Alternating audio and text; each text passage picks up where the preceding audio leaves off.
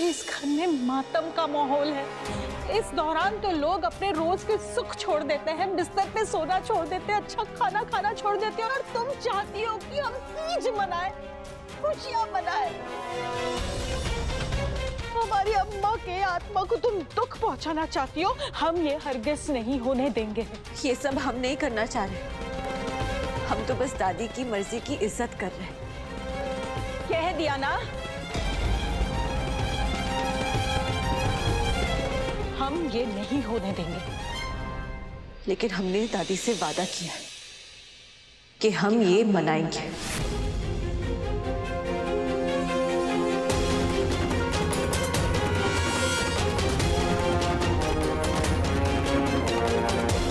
शक्ति बेटा, पद्मा बिल्कुल ठीक कह रही है।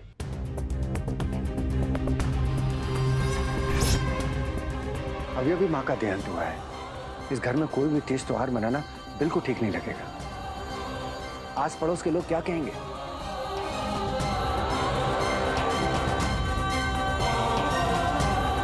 हाँ शक्ति बेटा, मैं भैया और पद्मा के साथ बिल्कुल सहमत हूँ। इस कठिन घड़ी में तुम त्योहार मनाने का सोच भी कैसे सकती हो?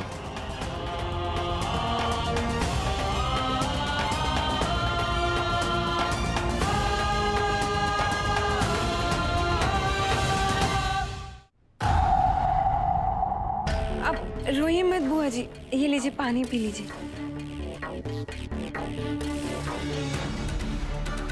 मैं आपका दुख समझ सकती हूँ। ऐसे दुख की घड़ी में हंसना तो दुश्वार हो जाता है, और ऐसे में त्योहार मनाना तो। Shut up!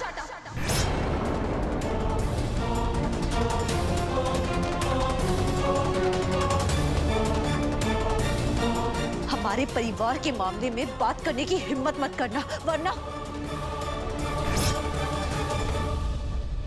क्या गलत बोल रही है भैया?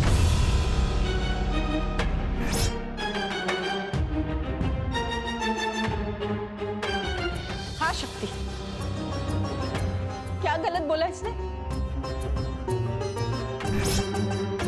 कि ये रोने का समय है, हंसने का नहीं। ये मातम मनाने का समय है, त्योहार मनाने का नहीं। कि ये आंसुओं का वक्त है, खुशियों का नहीं। बताओ क्या गलत बोला मोहिनी ने?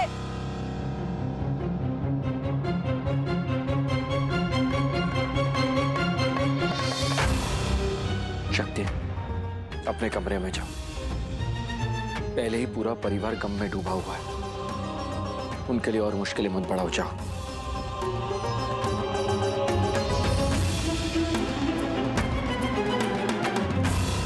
मैं आपका दुख समझती हूँ शक्ति दीदी। कई बार जब इंसान को इतना बड़ा झटका लगता है ना, तो वो ऐसी ही हरकतें करता है, उल्टी सीधी हरकतें करता है, और जो बात करनी है उसका उल्टा ही करता है।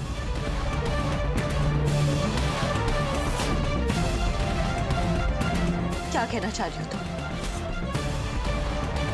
क्या बोलना चाहती हो? कि हम पागल हैं? हाँ?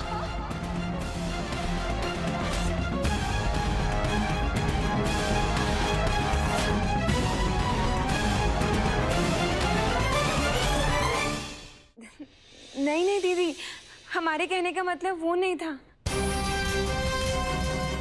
आप तो मेरी बड़ी बहन जैसी हैं। इतने एहसान किए आपने हम पर, हम ऐसा कैसे कह सकते हैं आपको? अगर बोल सकती तो बोलती ना। यही बोलती कि हम पागल हैं। हम पागल नहीं है, समझी?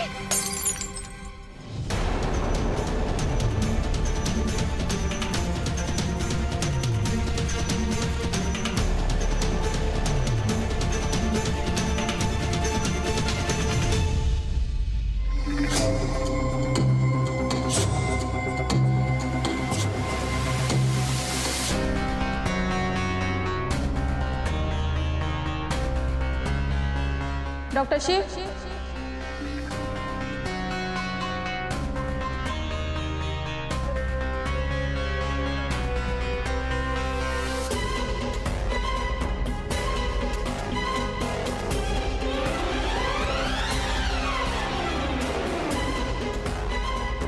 ये पुलिस क्या कर रही है अभी यहाँ पे भैया?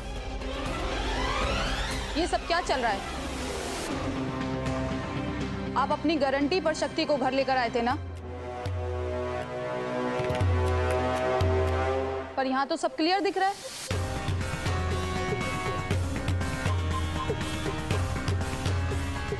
कि शक्ति अभी भी मेंटली स्टेबल नहीं है।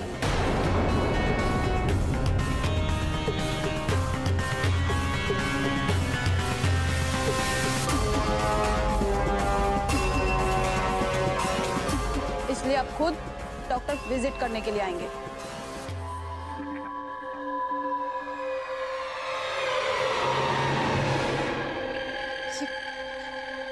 क्या बोल रहे हैं डॉक्टर साहब? मेंटल कंडीशन, हॉस्पिटल, ये हो क्या रहा है?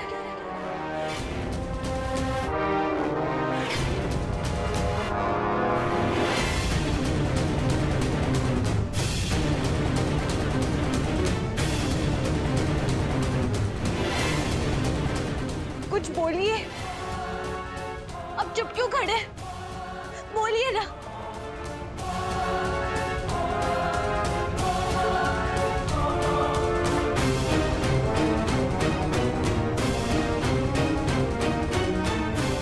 शक्ति,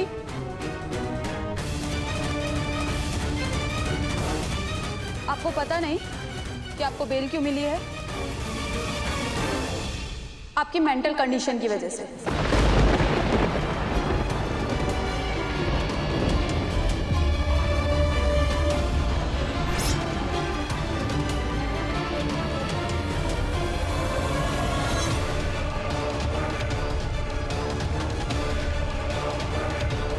डॉक्टर शिव ने एफिडेविट दिया था कि आपकी मेंटल कंडीशन ठीक नहीं है। इसी बेसिस पे आपको बेल मिली है, वरना नहीं मिलती।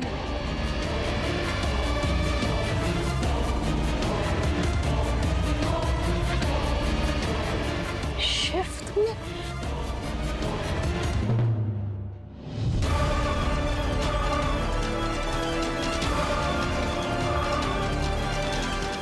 हमने मजिस्ट्रेट साहब से बात कर ली है। हमें डॉक्टर शक्ति को अपने साथ लेकर के जाना होगा। ये पेपर देख लीजिए। ठीक है, ले जाइए इन्हें, लेकिन हम जब भी क्वेश्चनिंग के लिए बुलाएंगे तो इन्हें थाने आना पड़ेगा। डॉक्टर साहब, आपने ये सब कैसे किया? उस लेटर में क्या लिखा था?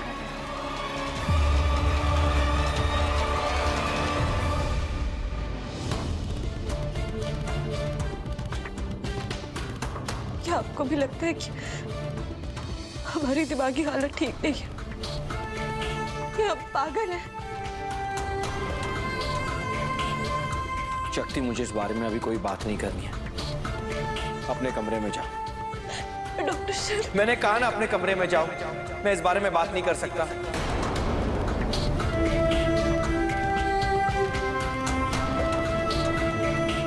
शक्ति,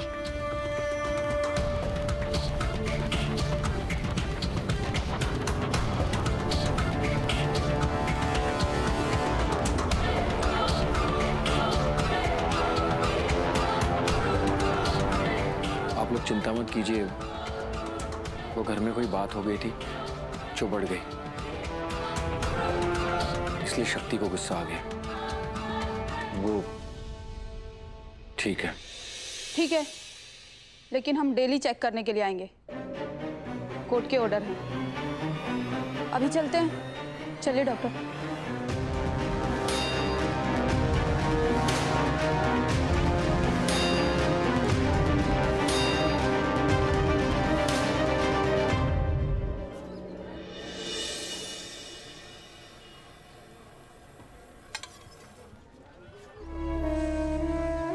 थैंक यू पापा, आपने दादी के लिए शांति पूजा की।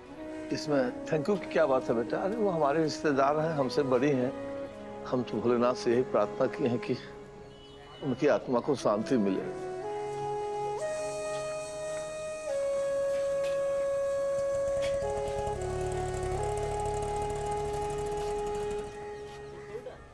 चलिए वहाँ सब साथ चलते हैं। आप लोग चले जाओ, हम हमारा देख लेंगे।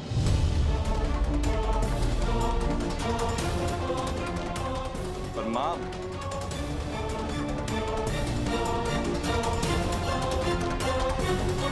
देखो, बुरा वक्त था इसलिए सब लोग साथ में थे।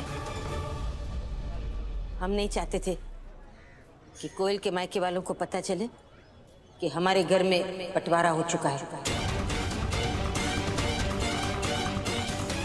ये जान के उन्हें तकलीफ होगी कि तकलीफ के वक्त में हम उन्हें और तकलीफ नहीं देना चाहते थे। जिस तरह घर के बाहर की कुछ मर्यादाएं होती हैं, उसी तरह घर की भी कुछ मर्यादाएं होती हैं। घर में जो लकीर खींची गई है ना, वो हमें ये कहती है कि न तो हम आपसे कोई मदद लें और न ही कोई मदद की उम्मीद रखें।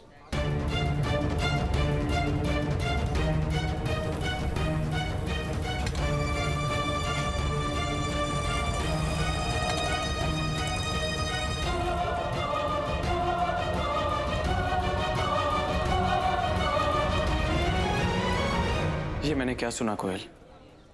कैसा बंटवारा?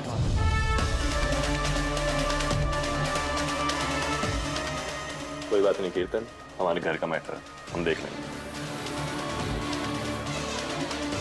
तुम ये लो, पापा ने दादी की शांति के लिए पूजा की थी, उसका प्रसाद है, गरीबों में बांट देना।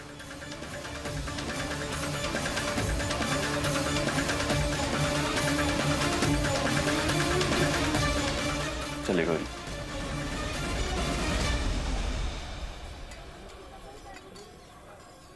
ये सिर्फ तुम्हारे घर का मैटर नहीं है धर्म, ये मेरे बहन के ससुराल की भी बात है।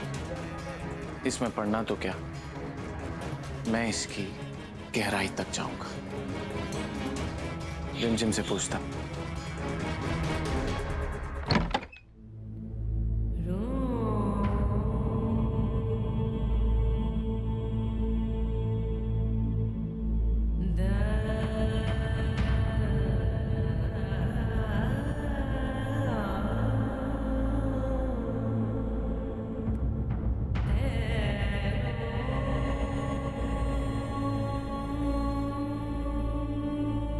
दादी अब नहीं रही।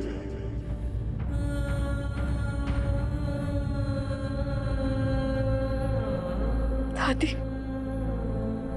क्यों छोड़ के चली गई आप हमें? दादी क्यों छोड़ के चली गई हमें? हमें ऐसा लग रहा है कि इस लड़ाई में हम बिल्कुल अकेले पड़ गए। हमारे साथ कोई नहीं है, एक आप ही थी जो हमें अच्छे से समझती थी।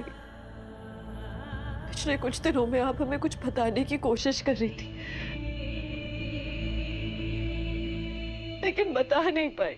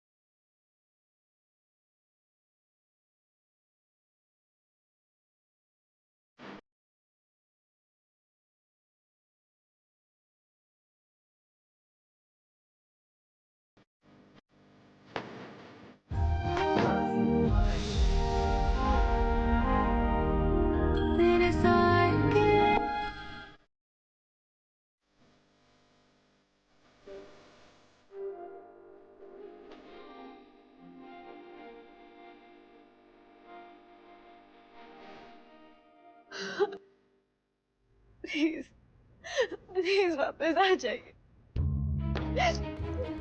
काश काश हमें कोई कह दे कि ये एक बुरा सपना है, कि ये एक मजाक है, कि ये सब सच नहीं है, कि हमारी दादी यही कही है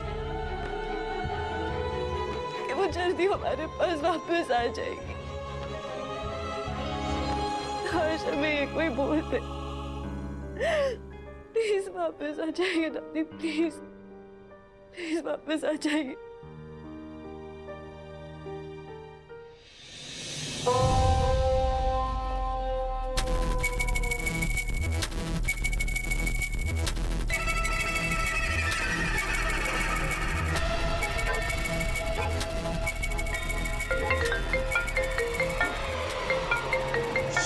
कीर्तन हमें क्यों कॉल कर रहे हैं?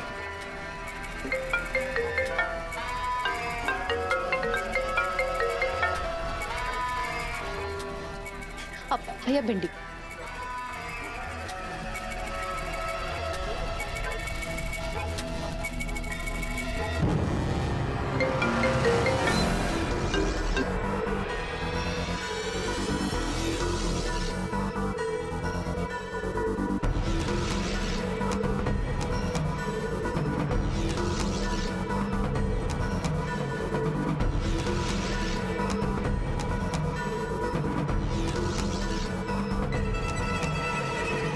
कितना हो भैया?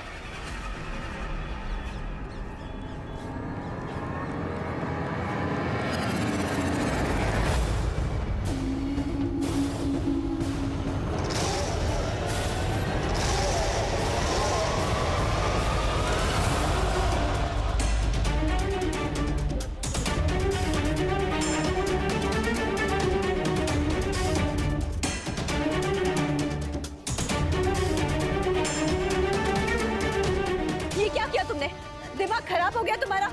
हमारी सारी सब्जियां गिरा दी। मैंने तो सिर्फ सब्जियां गिराई हैं रिमझिम, लेकिन तुमने मेरी बहन की जिंदगी बर्बाद कर दी, उसका घर तोड़ दिया। हमने ऐसा कुछ नहीं किया। अच्छा, अगर ऐसा कुछ नहीं किया तो मेरा कॉल क्यों नहीं उठा रही थी? उठाती। इसका मतलब कि तुम्हारे मन में चोर है। इसका मतलब ये है कि तुम मेरी बहन की जिंदगी की विलेन हो। कितन बकवास में। बस रिमझिम, एक बात कान खोल कर सुन लो रिमझिम, अगर तुम्हारी वजह से मेरी बहन को कोई भी प्रॉब्लम हुई, कोई भी दुख पहुंचा ना, तो मैं तुम्हें छोड़ूंगा। अच्छा, इसका मतलब तुम्हें यहाँ तुम्हारी बहन ने भेजा? तुमसे मिलने के लिए मुझे किसी के कहने की जरूरत नहीं है। तुम शायद भूल रही हो कि मैं तुम्हारा पति और तुम मेरी पत्नी। मैं कभी भी तुमसे मिल सकता हूं, लेकिन ये बात ध्यान रखना कि अगर तुम्हारी वजह से मेरी बहन को कोई भी तकलीफ पहुंची या तुमने उस पर अपना गुस्सा निकाला, तो मैं तुम पर अपना गुस्सा निकालूंगा और तुम्हारी जिंदगी जहन्नुम बना दूंगा।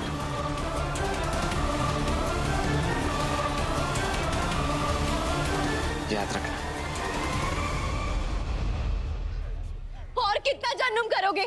कर तो चुकी हो जो तुम्हें करना था, लेकिन अब और नहीं। अब हमारी बारी है, हम तुम्हें छोड़ेंगे नहीं।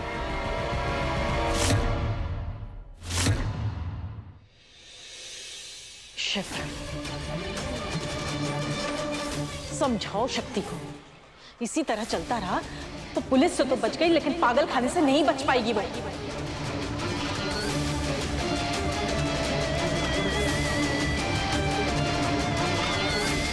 पागल तो शक्ति होके रहेगी। उसे पता नहीं उसने किससे पंगा लिया है।